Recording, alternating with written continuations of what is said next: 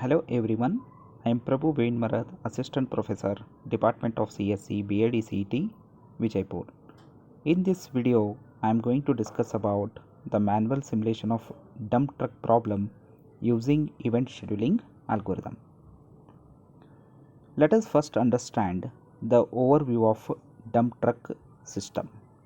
The following figure shows the schematic diagram of the dump truck system. There are 6 dump trucks are used to haul a coal from the entrance of small mine to a railroad. Each truck is loaded by one of the two loaders. After loading, a truck immediately moves to the scale to be weighed as soon as possible. After being weighed, a truck begins traveling, during which a truck may unload the coal and then afterwards return back to the loader queue.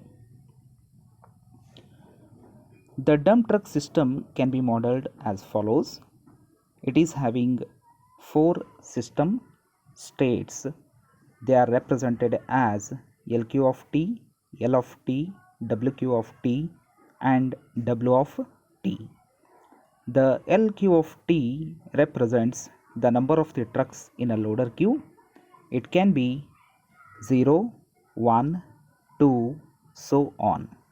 The LQ of T represents the number of the trucks being loaded. It can be 0, 1 or 2. Maximum 2 number of the trucks can be present at the loading point because only 2 loaders are available. WQ of T represents the number of the trucks in weighing queue. So it can be 0, 1, 2 and so on. The W of T represents the number of the trucks being weighed. So it can be 0 or 1 because only one weighing point is there. And there are 3 event notices. So they are ALQ. ALQ is nothing but arrival at the loader queue. So it represents a truck I arrive at loader queue at time T. EL is nothing but end loading.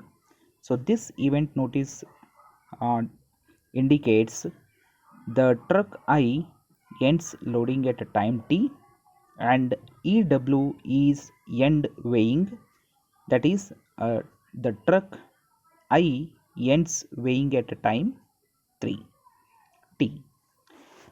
And there are 6 entities, so they are dump truck 1, dump truck 2 and so on, dump truck T6. There are 2 lists are present in a system, so they are loader queue. So loader queue will be having the information about the trucks waiting to begin at the loading, and weighing queue will be having the information of the trucks which are waiting for weighing. And there are 3 activities will be carried out, so they are loading, weighing and travel. And a delay can happen in a system at 2 places. One is the delay at loader queue, second one is delay at scale.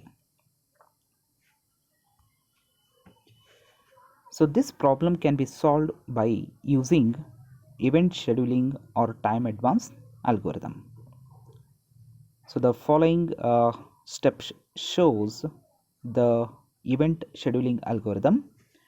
So initially we'll be having a system snapshot, older system snapshot.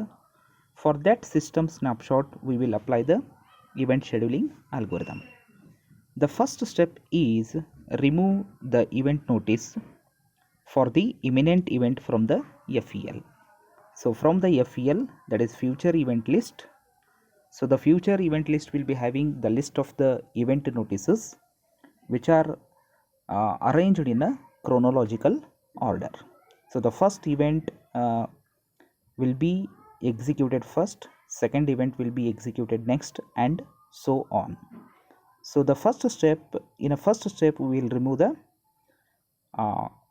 first imminent event, and we will advance the system clock to the imminent event time in a second step, and in third step we will execute that imminent event, and we will be updating the system state, and we change the entity attributes, and we set membership as needed.